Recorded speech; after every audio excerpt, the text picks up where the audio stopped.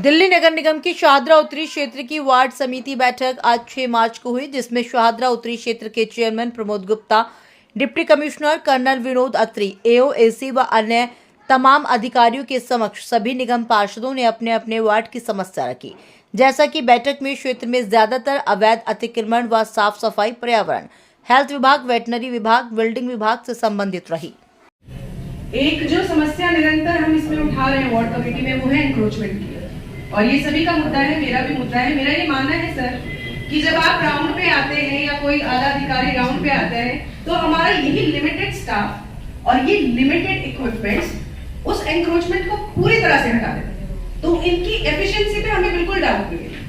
आप एफिशिएंट हैं, आप करके एक दिन में दिखा सकते हैं तो बाकी दिन भी कर सकते हैं। सर आप जब हमारे यहाँ राउंड पे आए थे तो मैंने आपको दिखाया था कि नूरी लाइन की तरफ जाती हुई जो रोड है, वहां पे परमानेंट स्ट्रक्चर बने हुए एंक्रोचमेंट, टेम्पररी फुटपाथ पे परमानेंट स्ट्रक्चर, उसके बाद रेडियम, मतलब एक बाइक भी वहां से निकल नहीं सकती है। 2 एंट्री और एग्जिट्स हैं, एक नूरी लाई का और एक घोटा चौक से, दोनों पूरी तरह से ब्लॉक्ड है।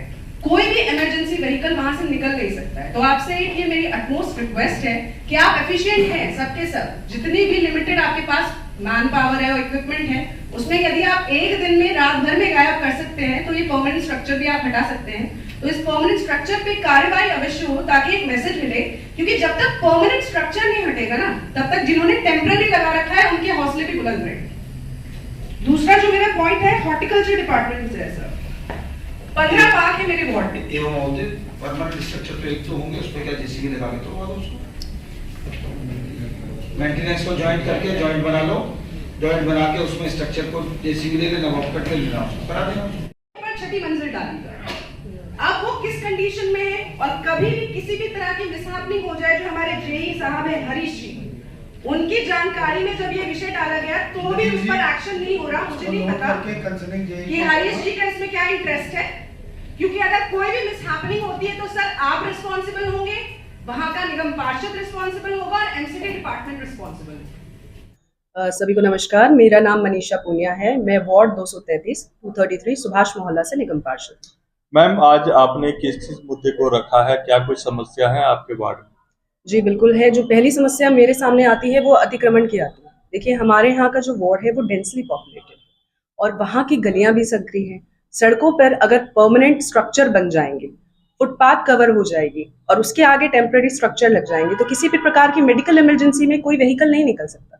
तो ये समस्या बहुत ही ज्यादा संग्रहण है और इसलिए मैंने इस मुद्दे को यहाँ पे उठाया है, क्योंकि इसका निवारण जल्द से जल्द होना चाहिए। इसके अलावा और क्या मुद्दा है? इसके अलावा जो हमारा मुद्दा है वो है बिल्डिंग डिपार्टमेंट से 5 फ्लोर की बनी हुई पुरानी इमारतें, उनके ऊपर एक छठा फ्लोर बनाया जाएगा। संक्रियां गली है, ऑलरेडी एंक्रोचमेंट के चलते कोई भी मेडिकल फैसिलिटी अवेलेबल नहीं है। मेरे यहाँ पर किसी भी प्रकार की मेडिकल डिस्पेंसरी भी नहीं है, कोई हॉस्पिटल भी नहीं है। वहीं 2 एंट्रेंस जो है, एक घोंडा की तरफ से और एक नूरी हिलाई की तरफ से, पूरी तरह से एनक्रोच्ड है। अगर ऐसी कंडीशन में पुरानी बिल्डिंग पर छठी मंजिल बनती है और किसी भी तरह की मिसहैपनिंग होती है तो जान और माल का बहुत भारी नुकसान होगा। इस तरह का जोखिम हम नहीं ले सकते, क्योंकि वार्ड की जनता के प्रति हमारी जवाबदेही। क्या मांग है आपकी? हमारी मांग ये है कि एंक्रोचमेंट पर तुरंत कार्यवाही की जाए, परमानेंट स्ट्रक्चर्स को हटाया जाए और इस तरह का जो छठी मंजिल बनाने का हमारे जो माननीय विधायक हैं बिष्ट जी ने भी इस मुद्दे को उठाया है, और ये बहुत ही गहन विचार करने वाला मुद्दा है, क्योंकि जनता की जान के लिए कोई रिस्पॉन्सिबल होगा तो वो डिपार्टमेंट्स होंगे जिन्होंने ईमानदारी से अपना काम नहीं किया है। और ये दोनों ही मुद्दे आपस में इंटरलिंक्ड है। एंक्रोचमेंट का मुद्दा, अगर एंक्रोचमेंट हट जाता है तो किसी भी इमरजेंसी में कोई मेडिकल वैन या कोई एम्बुलेंस आसानी से वहां से जा सकती है। और अगर इस तरह की बिल्डिंग्स नहीं बनती है, छठी मंजिल नहीं बनती है, तो कुछ मिसहैपनिंग भी नहीं होगी। तो मेरा मुद्दा ये है कि दोनों पे सतत कार्रवाई की जाए और कड़ी कार्रवाई की जाए, ताकि इस तरह का मनोबल जिन लोगों को मिल रहा है वो मनोबल पस्त हो और सिक्योरिटी से और सेफली हमारी जनता रहे। Thank you.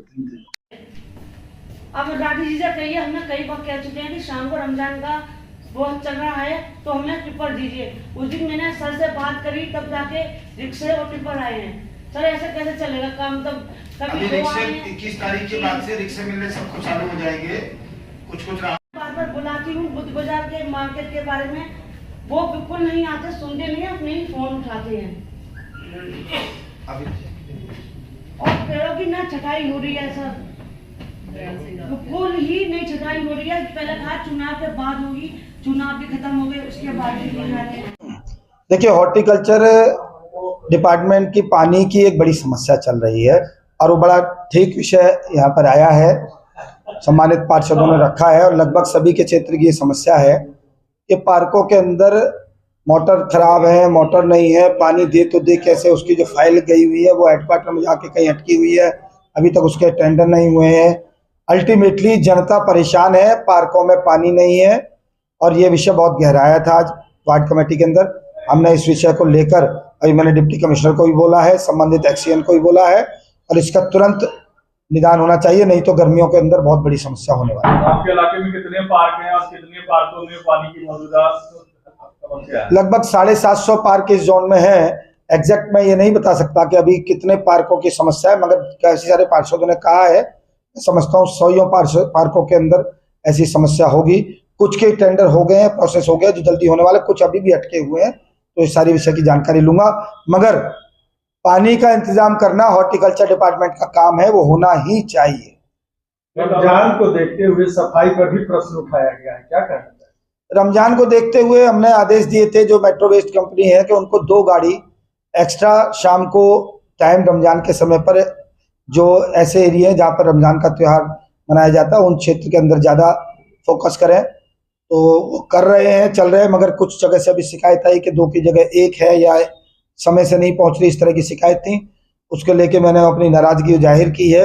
उनके हेड ऑफिसर को मैंने कल फिर वापस अपने पास बुलाया है और उसके पास हमने 2 लाख रुपए की पेनल्टी का भी प्रावधान किया है अभी पीछे मेट्रो वेस्ट कंपनी के लिए, और आगे भी अगर वो ठीक से काम नहीं करेंगे तो पुनः उनको पेनलाइज किया जाएगा। अवैध निर्माण का भी मामला उठा है, 6 मंजिला पर निर्माण हो रहा है। बिल्कुल भी इस जोन के अंदर अवैध निर्माण नहीं होने दिया जाएगा। मैंने सख्ती के साथ आदेश दिए हैं कि कोई भी एक मस्जिद का विषय भी आया था 12 नंबर गली, आज मस्जिद का पूरा विषय क्या है, अभी मौजूदा स्थिति क्या है? उसका मस्जिद का विषय ये है कि 12 नंबर गली के अंदर एक जगह सरल स्कीम के तहत नक्शा पास कराया गया। उस नक्शे को जब हमारे पास शिकायत आई कि वहाँ पर नक्शे के अनुरूप काम नहीं हो रहा है तो उसको चेक किया गया, उसके अंदर कागजों की कमी पाई गई, उस नक्शे के रिगार्डिंग लेटर दिया गया, उसका जवाब मांगा गया, उसका जवाब आया, उस जवाब से संतुष्टि नहीं हुई है, उस नक्शे को रद्द कर दिया गया है, उस निर्माण पर रोक लगा दी गई है और वहाँ पर कोई भी निर्माण नहीं होगा। पुलिस को भी बता दिया गया है, कोई भी अगर वो जो थोड़ा बहुत स्ट्रक्चर खड़ा किया है वो स्वयं उसको हटाएंगे, नहीं हटाते तो एमसीडी उसको तोड़ेगी, उसके ऊपर कार्रवाई करेगी।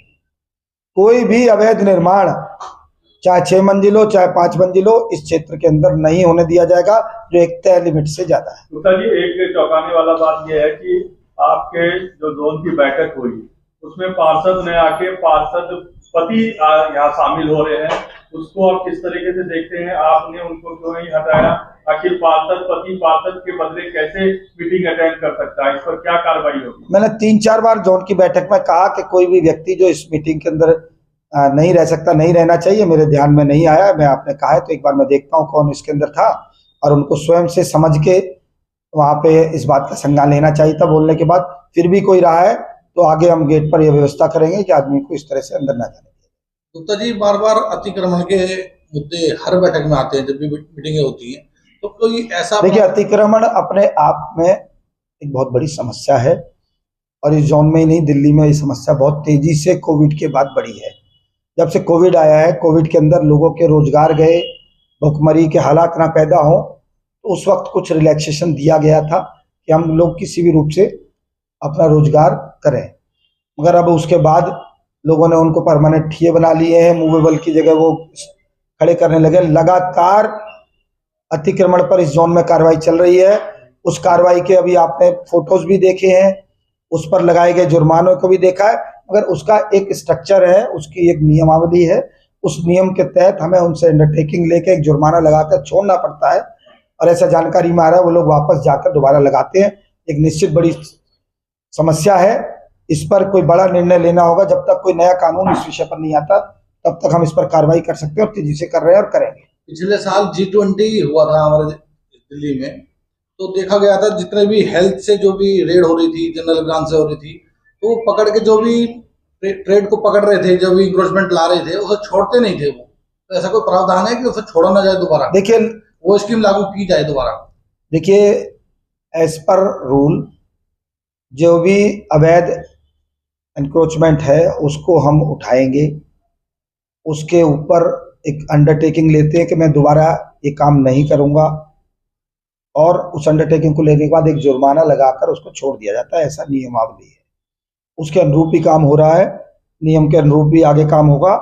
नियमों में कुछ बदलाव की आवश्यकता मुझे लगती है, भविष्य में नियमों में बदलाव होगा तो और बेहतर काम कर पाएंगे। फिलहाल बहुत जबरदस्त कार्रवाई हो रही है, और हमें और आगे एक जॉइंट रेड बनाने के बारे में बात करें, जिसमें हम दिल्ली पुलिस को भी लेंगे, ट्रैफिक पुलिस को भी लेंगे, पीडब्ल्यूडी डिपार्टमेंट को भी लेंगे, अन्य डिपार्टमेंटों को भी मिलाकर इस जोन के अंदर आप देखेंगे एक बड़ी कार्रवाई अवैध निर्माण पर और इंक्रोचमेंट पर आपको देखने की मिलेगी। जल्दी आप देखें।